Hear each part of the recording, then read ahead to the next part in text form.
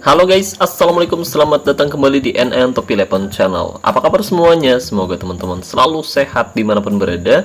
Hari ini saya akan menjawab pertanyaan dari Bang Vicky yang mungkin mewakili pertanyaan dari teman-teman semua. Katanya, bahas gaya main sengaruh itukah? Nah, katanya gitu guys. Pertanyaannya simple banget ya guys ya. Tapi sebelum saya membahas lebih jauh, jangan lupa like dulu videonya ya guys ya. Siapa tahu dengan kamu like video ini, tim yang kamu tangani bisa selalu meraih trofi di setiap musimnya nanti. Oh ya guys, tapi sebelum saya membahas lebih jauh, saya mau merekomendasikan terlebih dahulu pada teman-teman semua, khususnya untuk player Sultan, Raja Minyak, Bos Mengkreng, dan Juragan Bawang. Barangkali berencana top up untuk memperkuat timnya musim ini, saya rekomendasikan teman-teman top up di Instagramnya Kiano Official. Nah, di sini kamu bisa top up banyak game mobile guys, mulai dari Top 11, eFootball, maupun kamu juga bisa top up FC25 Mobile guys ya. Atau nggak tahu nih, kayaknya bisa juga untuk versi PC-nya guys. Jadi tunggu apa lagi nih buat player Sultan yang berencana top up untuk memperkuat timnya musim ini. Saya rekomendasikan teman-teman top up di Instagramnya Kiano Store, dan linknya sudah saya sematkan pada deskripsi video ini. Oke guys, jadi hari ini saya akan menjawab pertanyaan dari Bang Vicky mengenai seberapa pentingkah gaya main atau playstylist. Oh ya, barangkali ada yang bertanya, Bang, gaya main itu apa sih? Nah, gaya main pada pemain sepak bola adalah karakteristik unik yang membedakan satu pemain dengan pemain lainnya guys. Ini mencakup cara seorang pemain mengontrol bola, memberi umpan, melakukan dribble, maupun melakukan tembakan, hingga pergerakan pemain tersebut di lapangan. Gaya main juga bisa mencerminkan kepribadian pemain, seperti apakah ia bermain, apakah lebih agresif, apa lebih kreatif, atau lebih defensif. Lalu apa bedanya gaya main dengan keahlian khusus, Bang? Oke. Jadi gaya bermain memberikan gambaran umum tentang bagaimana seorang pemain tersebut bermain, sedangkan keahlian khusus adalah kemampuan teknis spesifik yang dimiliki oleh pemain tersebut. Keduanya saling melengkapi dan membentuk gaya bermain yang unik bagi setiap pemain. Contoh, Lionel Messi, dia memiliki gaya bermain yang sangat kreatif dan individualistis seperti inside forward, dan sepertinya Messi punya keahlian khusus penyerang bayangan, di mana dia punya atribut dribble, passing, dan finishing, membuat gaya main dan atributnya bisa jauh lebih efektif lagi. Sementara Kante memiliki gaya bermain yang lebih defensif, dan dia pekerja keras seperti gelandang perebut bola, dan terkadang terlihat seperti gelandang box to box. Nah, untuk keahlian khususnya, sepertinya Kante punya keahlian khusus pengeblok. Jadi dia punya intercept dan kemampuan membaca permainan yang sangat baik hingga membuatnya menjadi gelandang bertahan yang sangat efektif. Oke, dan sekarang mari kita bahas peran semua gaya main yang ada di game Top 11. Nah, yang pertama, gaya main pada gelandang, seperti gelandang regista, gelandang deep lying playmaker, atau yang sering disebut gelandang regista, memiliki visi permainan yang sangat luas. Mereka seringkali memulai serangan dari belakang dengan passing akurat dan efektif ketika memberikan umpan panjang guys. Kemudian ada gelandang mezzala. Gelandang mezzala adalah jenis gelandang serba bisa yang memiliki peran penting dalam menghubungkan lini tengah dan lini depan. Mereka seringkali beroperasi di area tengah lapangan guys, namun memiliki fleksibilitas untuk bergerak ke sisi lapangan atau bahkan masuk ke dalam kotak penalti. Nah, di game Top 11, gaya main mezzala menjadi semakin penting karena peran mereka sangat krusial dalam menghubungkan semua lini di lapangan. Karena seorang mezzala yang berkualitas dapat memberikan dampak yang sangat besar pada permainan tim kita guys. Itu kenapa pas kemarin di event bentrok penalti, saya lupa, saya pengen gelandang mezzala tapi malah ambil di MC. Akhirnya terpaksa saya ambil gelandang jangkar. Kemudian ada gelandang box to box. Ya, gelandang box to box memiliki energi tinggi. Seringkali dia terlibat dalam membantu serangan maupun pertahanan, dan mereka seringkali berlari dari kotak penalti sendiri ke kotak penalti lawan guys. Jadi intinya gelandang box to box itu adalah gelandang serba bisa ya guys ya. Mau bertahan oke, mau menyerang juga oke. Selanjutnya gelandang jangkar. Ya, gelandang jangkar adalah gelandang bertahan yang tugas utamanya adalah melindungi pertahanan tim. Mereka sangat kuat dalam duel udara maupun melakukan tackle guys. Selain gelandang jangkar, ada juga gelandang perebut bola.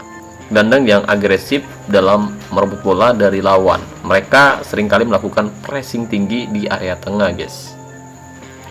Oke, jadi itu adalah beberapa gaya main pada gelandang. Nah, selanjutnya mari kita bahas gaya main pada penyerang. Pertama, ada winger, pemain yang beroperasi di sisi lapangan. Tugas utama mereka tentu saja mengirimkan umpan silang atau melakukan tembakan dari jarak jauh. Dan winger biasanya cenderung memiliki kecepatan serta dribble yang bagus, ya guys ya. Selain winger, ada juga false winger. Jadi false winger cenderung lebih sering bermain di area tengah daripada di sisi lapangan, guys. Mereka memiliki kemampuan passing dan dribble yang sangat baik, ya guys ya. Lalu ada inside forward, penyerang yang bermain di belakang striker utama. Mereka memiliki mobilitas tinggi dan seringkali bertukar posisi dengan striker, guys. Nah, kemudian ada target man, striker yang kuat secara fisik dan seringkali menjadi target umpan silang, terutama dari winger maupun dari wingback. Dan target man juga cukup baik dalam menahan bola, guys. Kelima, yaitu penyerang poacher, striker yang memiliki insting mencetak gol yang sangat tajam. Mereka seringkali berada di posisi yang tepat untuk memanfaatkan peluang.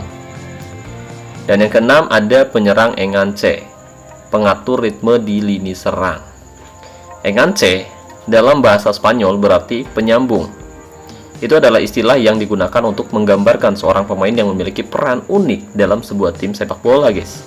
Pemain dengan peran enganche biasanya ditempatkan di belakang striker utama dan memiliki tugas untuk mengatur ritme permainan serta menciptakan peluang bagi rekan-rekannya, atau terkadang dia juga cenderung mencetak gol sendiri. Dan yang terakhir, penyerang false nine, pemain yang berposisi sebagai striker tetapi sebenarnya lebih sering bermain sebagai gelandang serang.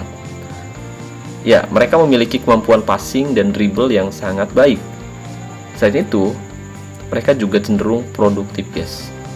Dan saat ini menurut saya untuk striker yang lagi bagus menurut saya false nine.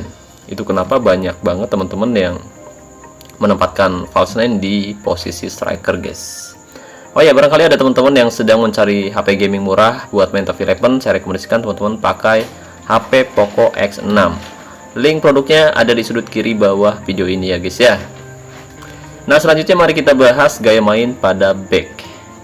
Oke, yang pertama ada gaya main stopper, back tengah yang kuat secara fisik dan tugas utamanya adalah menghentikan serangan lawan. Kedua, no nonsense DC, back tengah yang simple dan efektif.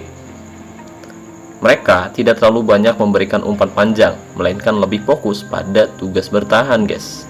Ketiga, ada back pengolah bola, back tengah yang memiliki kemampuan passing yang sangat baik. Jadi, back pengolah bola seringkali memulai serangan dari belakang. Dan yang keempat ada fullback. Jadi fullback adalah pemain yang berposisi di sisi lapangan, baik di sisi kiri maupun di sisi kanan. Dan mereka memiliki tugas ganda, yaitu bertahan dan juga menyerang. Perbedaan utama antara fullback dan wingback terletak pada peran ofensifnya. Fullback cenderung lebih fokus pada tugas bertahan dan hanya akan naik membantu serangan saat diperlukan. Nah, yang kelima, wingback. Dan wingback adalah posisi pemain sepak bola yang menggabungkan peran back dan pemain sayap. Mereka beroperasi di sisi lapangan, baik kanan maupun kiri, dan memiliki tugas ganda, seperti halnya fullback, yaitu bertahan dan juga menyerang. Berbeda dengan fullback yang lebih fokus bertahan, wingback memiliki peran yang lebih ofensif, guys. Jadi dia akan sering terlibat membantu serangan ya, guys ya. Oke, jadi itu adalah beberapa peran untuk gaya main back. Nah, selanjutnya mari kita bahas mengenai gaya main pada kiper. Oh ya, tapi sekarang untuk gaya main kiper cuma ada dua doang ya, guys ya, yaitu komandan kotak penalti dan sweeper kiper. Sementara untuk kiper pengumpan sekarang udah nggak ada lagi kayaknya, guys. Dan sekarang mari kita bahas dulu mengenai kiper dengan gaya main komandan kotak penalti. Ya, kiper dengan gaya main komandan kotak penalti adalah seorang penjaga gawang yang tidak hanya bertugas menjaga gawang saja, guys, tetapi dia juga berperan sebagai pemimpin pertahanan tim kita. Mereka memiliki kemampuan komunikasi yang sangat baik, mampu mengorganisir pertahanan, dan seringkali menjadi sosok yang paling berpengaruh di dalam kotak penalti. Sementara sweeper keeper adalah sebuah peran untuk penjaga gawang yang cukup unik, di mana penjaga gawang tidak hanya bertugas di dalam kotak penalti, tetapi juga aktif terlibat dalam permainan di luar kotak penalti.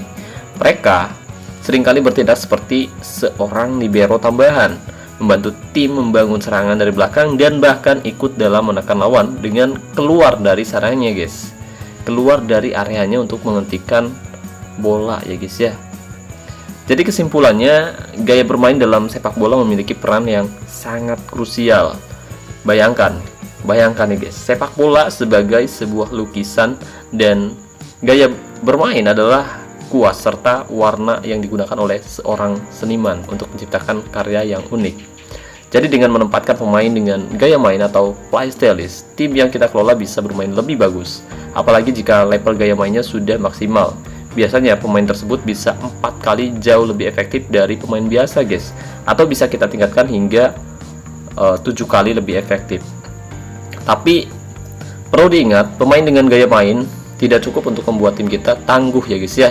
Jadi harus disesuaikan juga dengan atribut setiap pemain yang kita miliki. Dengan begitu, gaya mainnya bisa jauh lebih efektif lagi. Sementara jika atributnya tidak sesuai, ada kemungkinan performa pemain kamu biasanya cenderung terlihat biasa saja, seperti pemain yang tidak memiliki gaya main, guys. Jadi untuk hasil yang lebih efektif, usahakan pemain yang punya gaya main dilatih sendiri skillnya secara individu, ya guys ya, agar atributnya bisa kita sesuaikan sendiri dengan posisi, keahlian khusus maupun gaya mainnya nanti. Dan buat teman-teman yang masih belum paham cara melatih pemain secara individu atau secara militer, kebetulan banget saya juga buka jasa joki latmil, dan buat teman-teman yang ingin menggunakan jasa saya, kamu bisa hubungi saya via WhatsApp, dan linknya sudah saya sematkan pada deskripsi video ini.